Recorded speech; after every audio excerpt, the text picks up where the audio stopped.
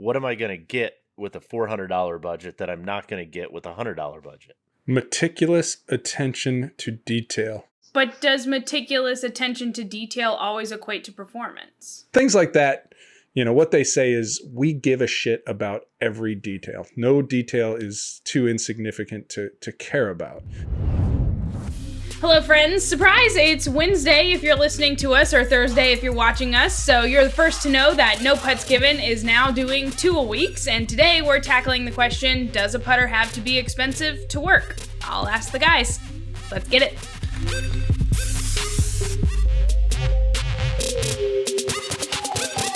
No Putts Given is powered by MyGolfSpy, the most extensive reviews in golf.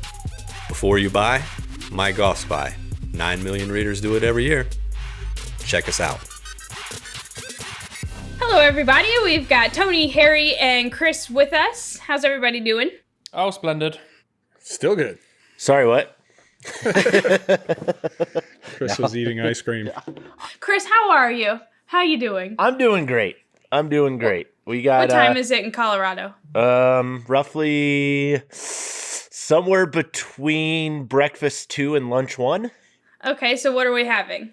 So we're having Choco Mint CBD today. Okay. Choco Mint right there.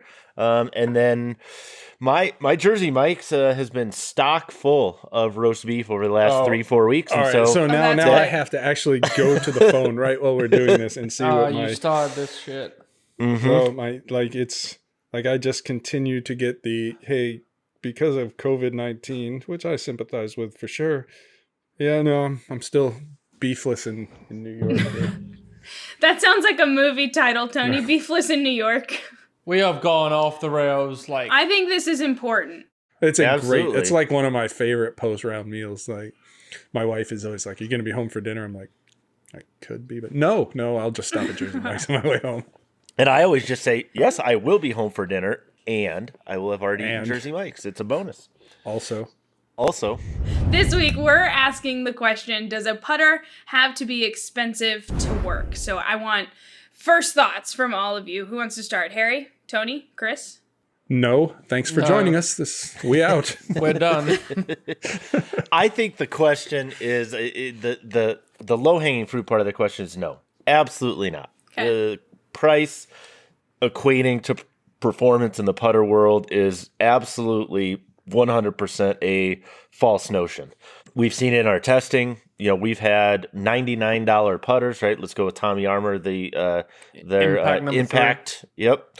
2 years in a row, best mallet, $99. They put it on sale for even 20% off of that. I mean, so you can get legitimately the best mallet putter we've tested 2 years in a row. Probably one of the top 5 we've ever tested for less than $100.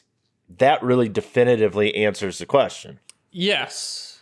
The only thing about it is the percentage of a really, really cheap putter performing well is low. Sure. Or lower, shall I say.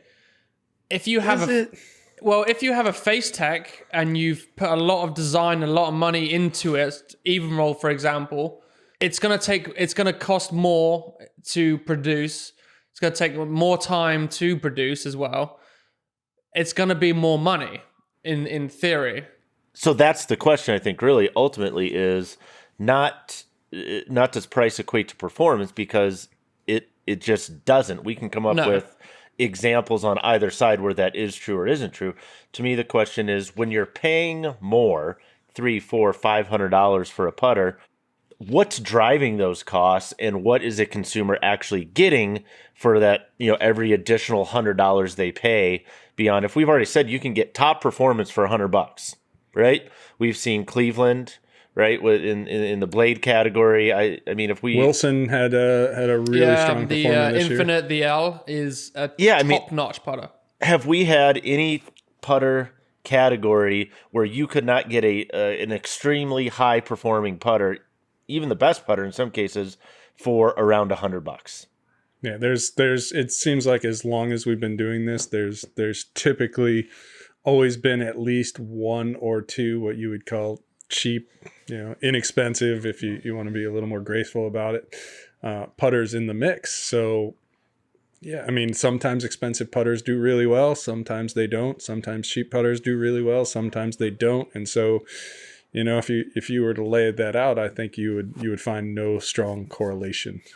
So what do you get then? Yeah. If you did do that, you would think that Scotty Cameron would win every single test that we've ever done. Now, they've had a couple of years where they've done well and been up there, but you've never seen them win. Yeah, well, I mean, Except this year. Yes, but it's like every single, what I'm saying, like since we've started testing, it's predominantly not up there. All right, so if I'm going to go out and spend $400 on a putter, right? I decide, whatever the case is, I've taken Tony's advice. I've looked at some, less expensive clubs. I bought a couple of things off the rack at the end of closeout, and because I'm saving money, I'm going to go spend $400 on a putter because I want to say, okay, I'm going to get the absolute best technology, everything I can. I'm not worried about the price. What am I going to get with a $400 budget that I'm not going to get with a $100 budget?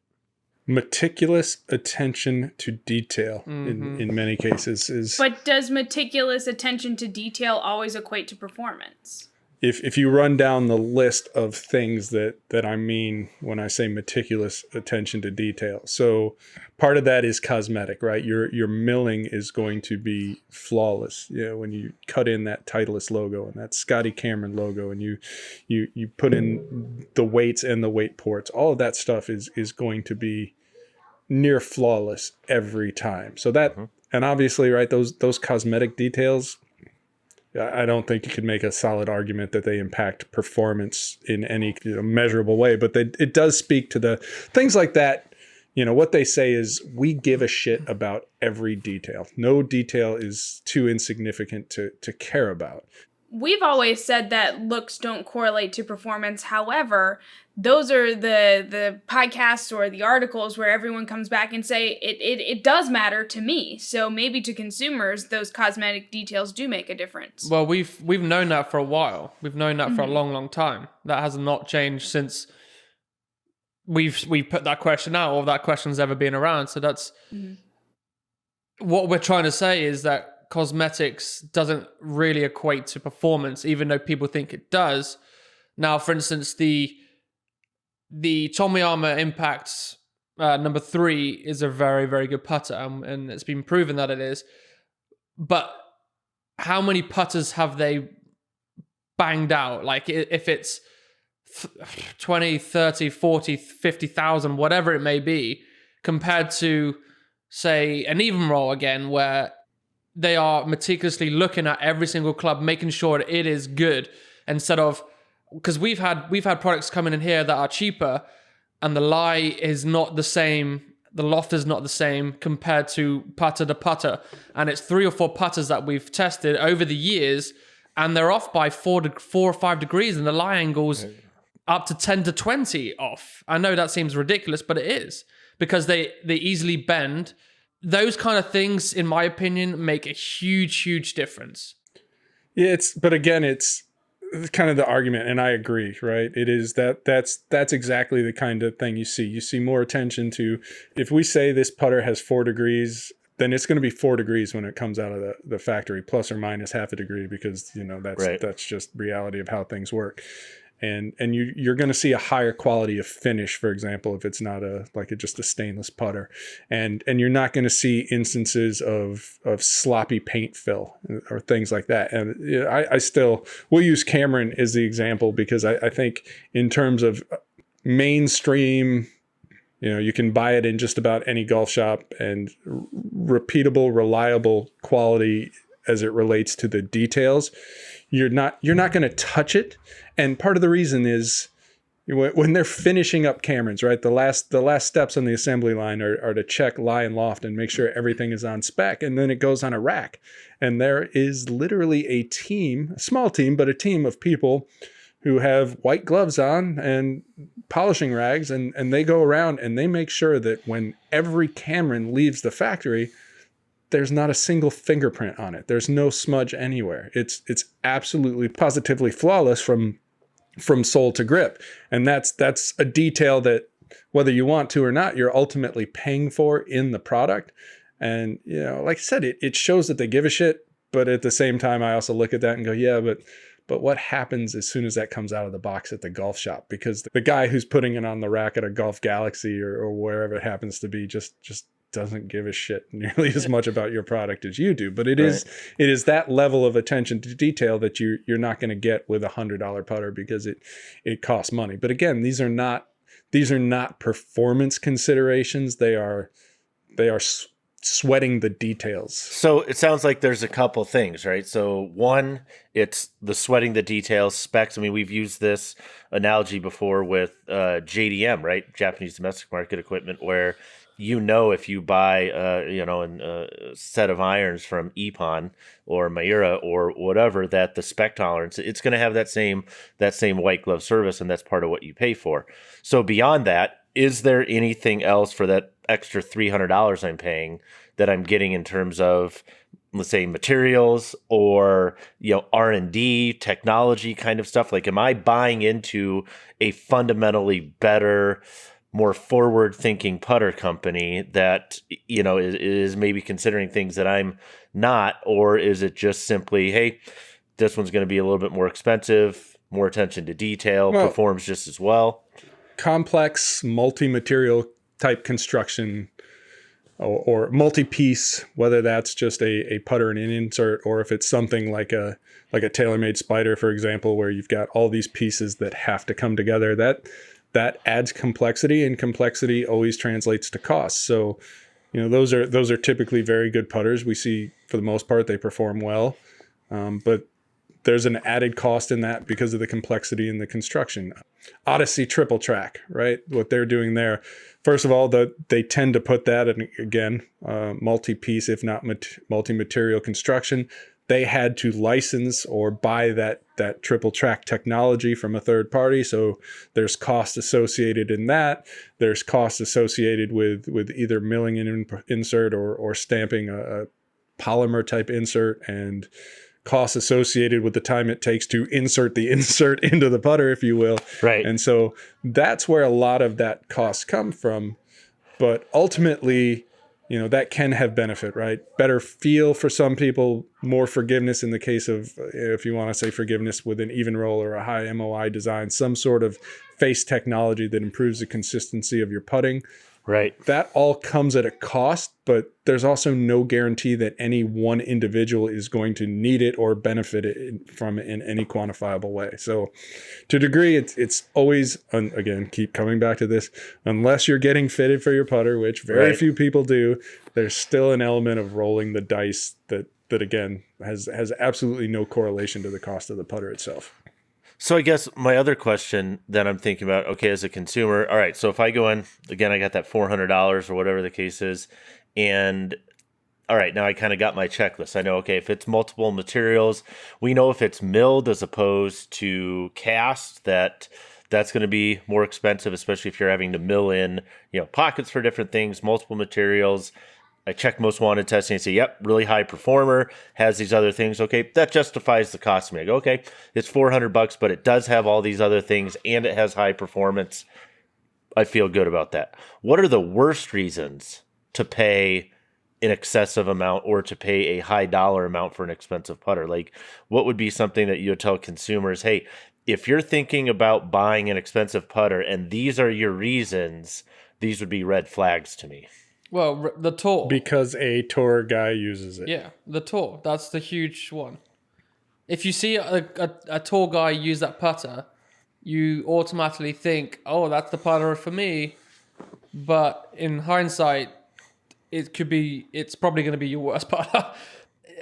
We see it like, it's so annoying. There's this perception, right? When we talk about, well, you should something like an even roll or an Odyssey or, Toulon's original face design, right? Where it's somewhat corrective, designed to help you when you mishit the putter. And some of the blowback, some of the comments we get as well, decent golfers, there's no excuse for missing the center of the face with your putter, so you shouldn't need forgiveness. And when you look at actual impact patterns from real golfers, including really good golfers like Harry, and sometimes even, some of the guys on tour aren't perfect, like off-center contact on a putter is a real thing for just about every golfer. And it's millimeters. Right. That's all it takes. And at the end of the day, if if you're doing a short putt, yes, you're going to hit the middle of the face more often. When you come to like a 40-foot putt, you're not just stroking it as smoothly as possible. You're whacking that crap out of that ball. So you think of it as a full swing. When you're swinging as hard as you can, you're probably not going to hit the middle of the face as often as you would from a chip shot. So it's the same concept in a putter. If you play St Andrews and a links golf course, you're going to be playing your Texas wedge all the time. And you're not going to be hitting the center of the face because you're going to be hitting about 40 yards on the fairway onto a green. So you're not going to be hitting the middle of the face 9 times out of 10. And I know the guys who stick their nose up in the air and it's like, I never miss the center of the putter face. My ass, let's get you on a monitor. Get your nose out of the air, level your face, you're wrong. It's just... Yeah, but those guys always have the gear and have no idea of what the hell is going on with their golf game. No, perception isn't reality in so many ways, even for the best players in the world. They actually don't know. I was just reading a couple things this morning. Lou Stagner had posted and Scott Fawcett, again, statistics, and one of them was, I want to say it was Brad Faxon talking about, things when he was putting at his best. He said, here are things, when I was putting my absolute best, I was doing this, this, and this. And they pulled the statistics, and guess what? He was not doing this, this, and this. In fact, he was doing almost exactly the opposite. And so, and again, Brad Faxon probably arguably one of the best putters in the history of the game, and he still didn't know exactly what he was or wasn't doing. So go back to the Cameron one real quick, because on one hand, we're saying worst reason to do stuff, paying attention to the guys on tour. You see a lot of Camerons on tour, right? That's a big part of the validation. Nobody more responsible for that than Tiger. But we see a lot of that. On the other hand, we're saying from a retail perspective, we're kind of holding Cameron up here as far as quality, consistency, recently with some performance stuff. So if I'm a consumer, how do I resolve that? Saying on one hand, yeah, don't look at the tour, but I see a lot of Scotty Camerons. On the other hand, you're saying, well, do look at Scotty Cameron, because these quality checks are things that, if you pay more for them, that's justified in a Cameron putter, but maybe not justified in others. Well, is an easy way to say not to pay attention to what the guys are playing on tour just to remember that they are paid to play these clubs? Sometimes. Yeah, it depends on the club. So yeah, I think probably the best example of where that isn't true is, it's not to say Odyssey pays nobody on tour, because that would be not a true thing to say, but a healthy percentage of the Odysseys in play in any given week aren't paid. And, on tour, you think about it, you walk into a golf shop, right, and go to a putter corral and you have just these massive brand choices. But, on tour, you have Scotty Cameron that is played by guys who are under contract and a lot of guys who aren't, right? So that's one where guys are choosing. Odyssey, Callaway guys, typically it's going to be part of most of those deals or some of those deals. And a lot of guys are choosing to pay them without a contract or play them without a contract. TaylorMade guys, no big surprise for the most part, they play the TaylorMade putters. And you do get a little bit of non-contract play there, I believe, but those three brands dominate the tour. And, I would suggest that TaylorMade in terms of number in play is a bit of a step down. But you go to a golf shop, you have choices that aren't in use on tour, and a lot of the reason why they're not in use is just simply, a lot of it is habit, right? Guys will play a putter on tour because they always have, and some of it is contractual. And there's also a ton of politics at play that aren't really in play in a retail environment. They're right. When you walk into a golf shop, if you're starting to go near a Wilson putter, for example, you don't have a rep in your ear pushing you towards an Odyssey or a Cameron or something like that, where, getting tour play for a product, even a really, really good product, is not easy, which is, if you're going to look anywhere for guidance, maybe see what's being used on the LPGA or even the Senior Tour, Champions Tour to an extent, because there's less of kind of the politics and the screw turning and things like that over there. Yeah, and I think the other thing with the pay for play or not pay for play thing too is there are a number of factors to keep in mind there. One of which is on tour, and like you go to Monday, Tuesday, Wednesday to some degree when the reps are out there, etc. It's the land of yes, right? Where you go to the putter green and say, hey, can I take this out there? Yeah. Can I take 2 of these out there? Yeah. Can I take 3 of these and just put them in my bag? Sure, go ahead, right? Because they want to get these putters in play, and those are important things to them, and that's part of the cost of doing business for them, right? And when you're on tour, everything has the same price, which is $0. It's not like they're saying, I got to pay $100 for this one, or $300 for that one, or $200 for this one. It's demo, try, see what you like. And you go from there. And certainly there's political considerations, and there's always some inside baseball stuff that's going on that may or may not dictate certain choices and things like that. But it's also one of the reasons we've seen some of these smaller, more boutique brands really, really struggle. Players have put some of them in play on different occasions for shorter period of time. But to date, nobody's really stuck around and been able to gain any type of significant hold. Maybe, Swag Golf, maybe, with 1 or 2 players out there, Rain Gibson. But again, these things have oscillated. So I would say the other thing to be careful of, if you're thinking about money, expenses, whatever, you start getting into these boutique putter brands, and you need to understand that those are really a function of, you're buying functional art, right? You're willing to pay a premium for having your initials or be part of that build process, which is great. If that's something that you want to do, having a custom bespoke experience, getting a suit tailored exactly to your dimensions, and using certain materials and fabrics and being able to customize things, those experiences are out there. You're going to pay for them, $1,000, $1,500, $2,000. That would be a place where people, I would want to think, would be a little bit careful from a consumer perspective too.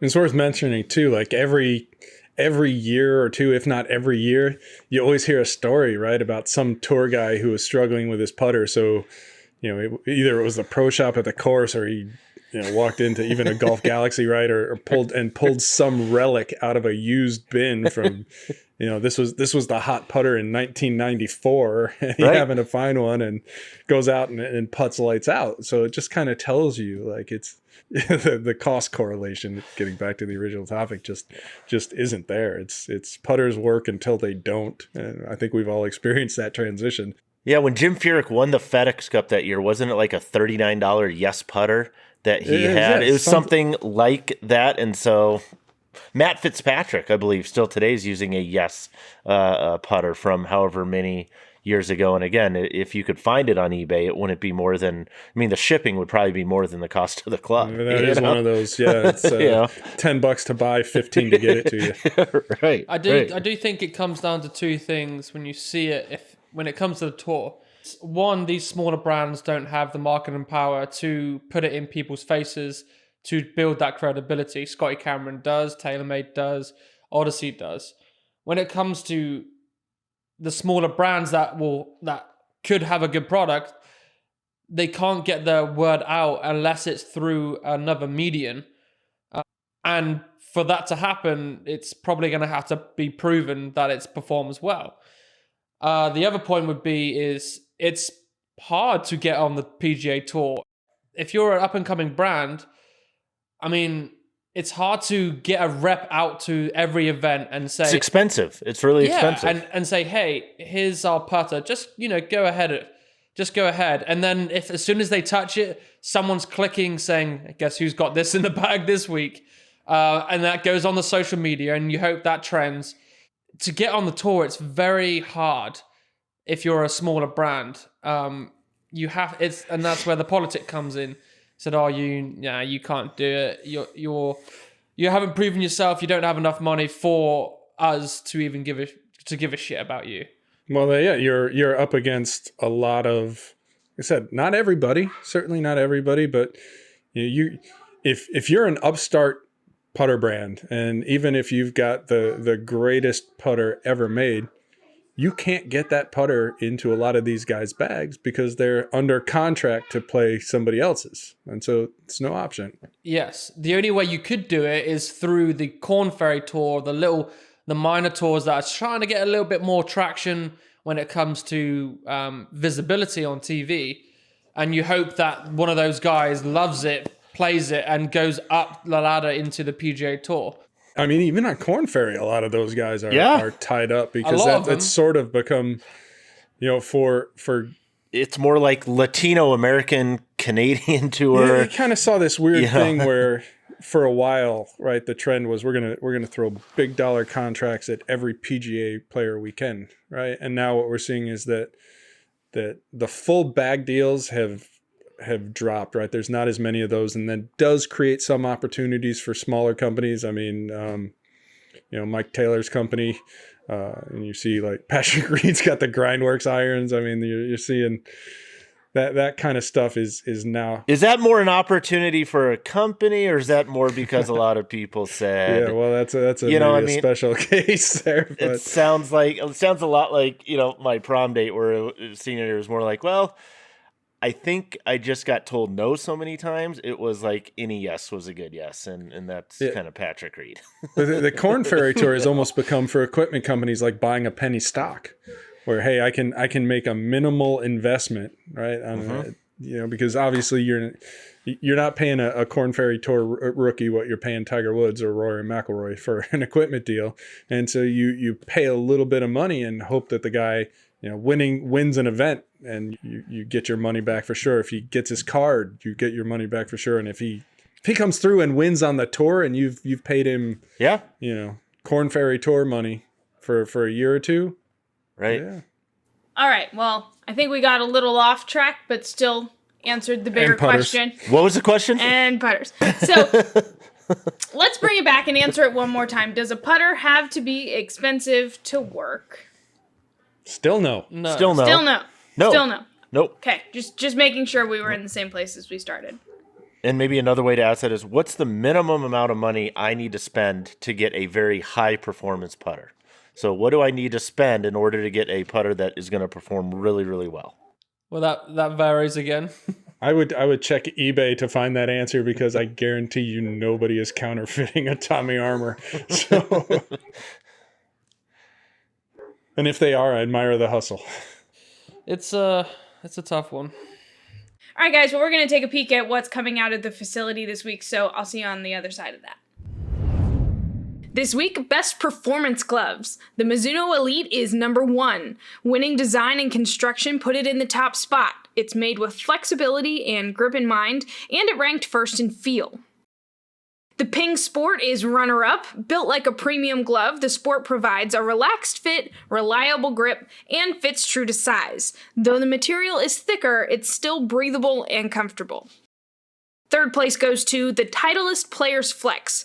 Comfortable soft leather keeps you connected to the club. Barely there stitching and good flexibility make it a top finisher, but make sure you try before you buy. It might be a tight fit. Finishing fourth, the Ping Sport Tech. Now, it's not quite up to the same standards as the Sport, but the Tech has better than average feel, is breathable, and it fits true to size, though the material might be a little bit stiff.